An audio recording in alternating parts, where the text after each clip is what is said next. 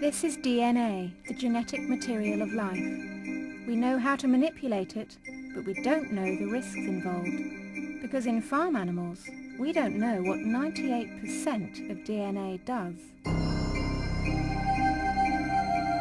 Despite the dangers, geneticists may soon create new life forms.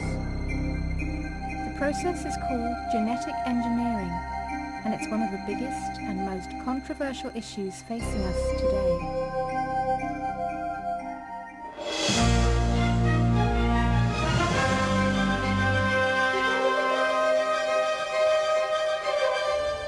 Genetic engineers in the United States have produced a strain of mice with muscles 3 times bigger than normal. The discovery could also be useful in farming, leading to larger cows and pigs. The track record of the genetic engineering of farm animals is a very poor one. It's a tale of unfulfilled promises and a disaster in terms of animal welfare. A comprehensive map of the genes that make up our bodies has been unveiled today. It provides a guide to some 16,000 human genes. Scientists in Scotland have produced the first ever clone of an adult animal. A fundamental part of genetic engineering is the production of new animals, where the creator is not nature or God, but man. In this film, we will look at the choices facing farming today. We will ask, what is genetic engineering? Is genetic engineering cruel? Is it necessary? And is it the future we want? Firstly, the choices facing farming today.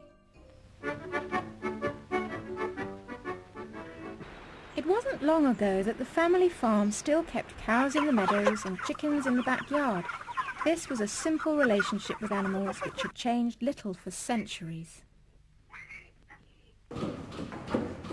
But since the 1950s, we have rapidly industrialized our farms, turning them into food factories at the expense of animal well-being. We have crammed animals into row after row of crates and cages, where, unable to behave naturally, they're stressed and traumatized. At the same time, using selective breeding, the animals have been forced to grow more quickly and to develop meatier bodies. The chicken on the left is an egg layer. The chicken on the right has been selectively bred for meat, making it grow much more quickly. Consequently, the legs of these meat or broiler chickens can give way under the strain of the extra weight they are carrying. Thousands of chickens are painfully crippled by the time they reach their slaughter weight. We have therefore changed the shape and size of animals to increase productivity and profit. But now we are about to enter a new dimension. This is a geep, half goat, half sheep, and one of the first clumsy experiments in genetic manipulation. It's now developed much further. Just as we engineer a car, we may soon be able to engineer animals. In the same way as cars are reproduced identically on the production line, engineered animals could soon be copied identically through cloning. And in the same way as there are designers of cars, there could be genetic designers devising new models of animals for the market.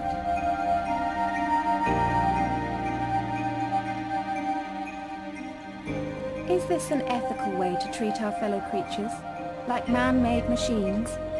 Is it natural to make animals like we make cars? There is another way. This is an organic farm in Wiltshire. Here, they have chosen not to use growth-enhancing drugs and factory farming, concentrating instead on traditional animal husbandry and only low levels of selective breeding.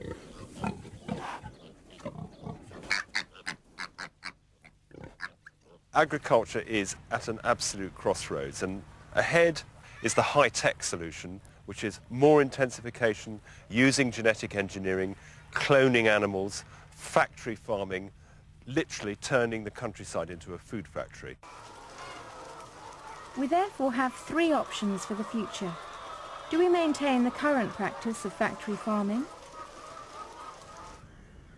Do we take the free-range route and create better living conditions for animals and a better environment for farming? Or do we change the animals, make new species, make animals how we want them through genetic engineering? What is genetic engineering?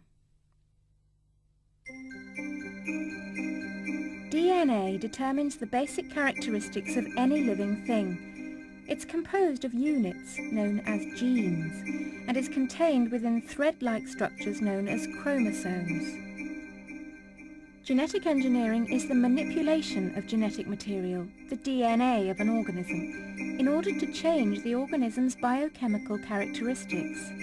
This includes inserting DNA from one kind of living organism into another. An animal which contains genetic material from another species is called transgenic. The most common technique for transferring the genetic material is through microinjection.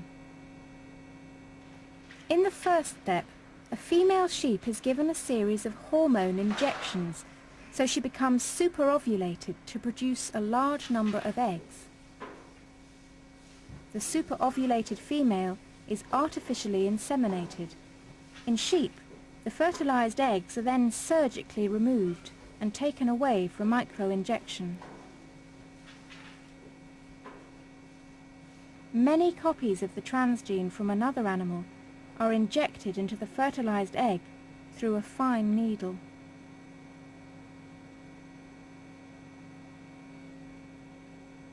The eggs are then implanted back into another female through surgery. This female can be an intermediate mother who is killed after a few days or weeks so the growth of the embryos can be checked. The sheep embryos are then implanted again by surgery into a surrogate mother and developed to birth. Is genetic engineering cruel?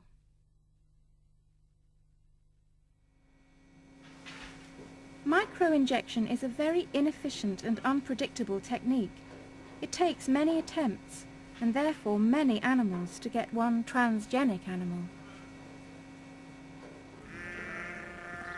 This is a flock of 40 sheep. On average, that's the number of sheep, donors and recipients, that would have to be used through surgery or slaughter to produce one transgenic sheep. Even if the sheep has been engineered to have a foreign gene, the gene might not work. So what have all those animals been operated on or slaughtered for? And even when the transgenic animals do possess the foreign characteristics, there can be unforeseen side effects. This is one of the pigs involved in one of the first experiments of genetic engineering on farm animals in the early 1980s. The pigs were given additional growth hormone genes taken from cows or humans. They suffered from liver and kidney damage, lameness, gastric ulcers, and damaged vision. In the late 80s, bovine or cow growth hormone genes were introduced into sheep. Some of the transgenic lambs developed pneumonia, others developed diabetes-like symptoms and died. In 1994, a calf embryo was micro-injected with genetic material normally found in chickens. The calf developed muscle weakness, was unable to stand, and eventually was killed. So while scientists experiment with genetics, the animals pay the price. Is genetic engineering of farm animals necessary? The race is on among genetic scientists to develop new animals. But why? Is it for the benefit of mankind, or are commercial forces driving this research? Of course, the scientists claim there are so-called benefits. They are trying to create animals which could perform several functions. They could be more productive, that is, grow faster, or give more milk or meat. Others could be more disease-resistant. Some could produce human medicines in their milk or blood, and they might create animals with organs that could be transplanted into humans. To create more productive animals, American scientists have recently displayed a genetically engineered super mouse with enlarged muscle growth. They do look a little strange. You can see the shoulders are much bigger in the mutant mouse. Soon, scientists claim they might be able to create super big and perfect pigs, perfect sheep, and perfect cows producing perfect meat for the supermarkets, and plenty of it. When the market requirements change, so will the animals. It would be like the car market again. Older models of animals will be replaced by new ones. Is this efficiency gone too far? Must the demands of industry and the market override questions of animal cruelty and determine how we treat fellow creatures? It is true the world's population is growing rapidly, so will millions go hungry without the development of genetically engineered animals? Or do we rely too heavily on meat?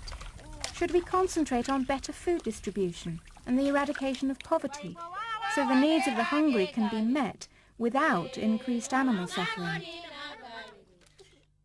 Scientists also want to produce disease-resistant animals. Disease levels in factory farming are very high, so scientists and major companies want to develop genetically disease-resistant animals to make the farm factories more efficient. Rather than improving their environment, they want to create animals which would survive the nightmare conditions, although research so far is limited. The most advanced development is in creating animals which can produce human medicines and proteins in their blood or milk. This is Herman. He holds a human gene, and scientists have spent many millions of pounds developing him.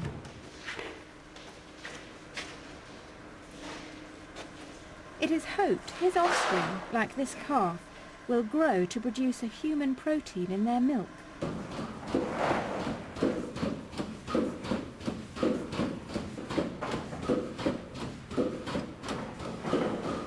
These transgenic animals have been given a new name, bioreactors.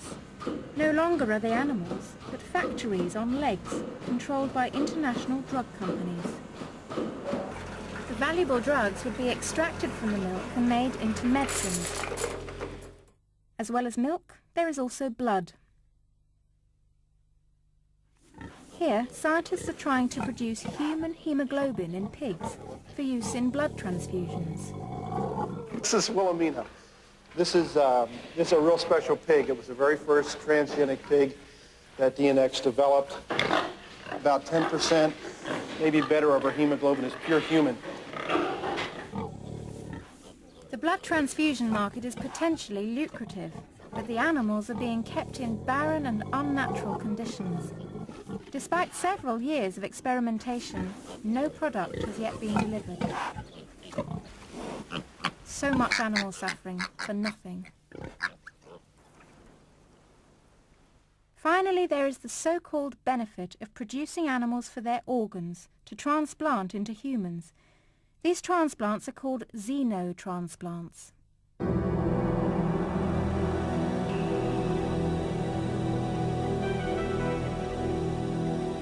The organ transplant market is expected to be worth billions of pounds, but one obstacle is the supply of suitable organs. Genetic scientists want to grow human-like organs in pigs and other animals, although there are other ways to tackle the shortfall of organs. At the moment, animal organs would be rejected in humans, but it may just be a matter of time. The British government has finally stepped in, fearing that dangerous viruses from pigs could be let loose in the human population and want further research. In the meantime, xenotransplants are banned in the UK. Does this show that scientists are really dabbling in the unknown? Is genetic engineering the future we want?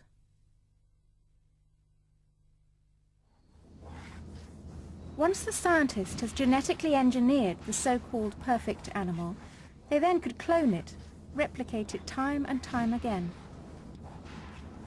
These are identical sheep, Morag and Megan, cloned as eggs. Their birth was heralded as a breakthrough, but it was hardly mentioned that the 3 other clones in the same batch had malformed organs and died.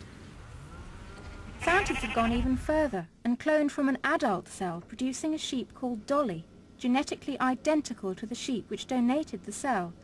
Again, many animals had to undergo surgery, and others were killed. Dolly's creation has sparked fears that humans might be cloned in the future. The President of the European Commission, Jacques Santer, has launched an inquiry into the ethical implications of the cloning of a sheep by scientists in Scotland. Dolly unveiled this week first clone of an adult mammal, genetically identical to her mother, with no biological father.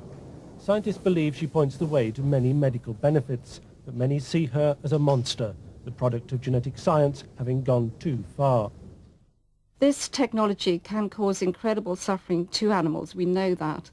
It's really a 20th century technology being performed with a medieval mindset, you know, that animals are here for us to use and abuse as we like. And I think these scientists should ask themselves not, can we do this, but should we be doing this at all? Soon there could be fields of identical cloned animals, all producing the perfect meat for the supermarkets. But with identical advantages come identical faults. They could all be prone to the same disease, and many could be wiped out. Isn't the strength of nature the diversity of animal life? Hands off our genes! Hands off our genes! There is unrest that genetic engineering is becoming a Frankenstein science, symbolized by this chimera, a mix of different animals. That research is going too far, fueled by large multinational corporations. Well, genetic engineering will become a dirty word. We've already seen the success of campaigns by Compassion in World Farming. We've already got a ban on the veal crate in the UK. We've now got a ban on the veal crate in Europe in the next few years. Things are looking good for our campaign against the battery cage. We're taking one step at a time, but genetic engineering is the next welfare problem for our farm animals in the next century. It's the one that we have to focus our attention on now. In the United States, these chefs protested against the use of genetically manipulated organisms in food and banned it from their restaurants.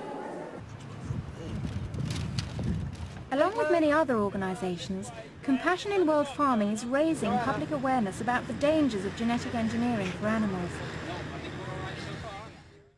They believe we should change our perception of animals from that of productive and breeding machines to sentient beings capable of suffering and worthy of our respect.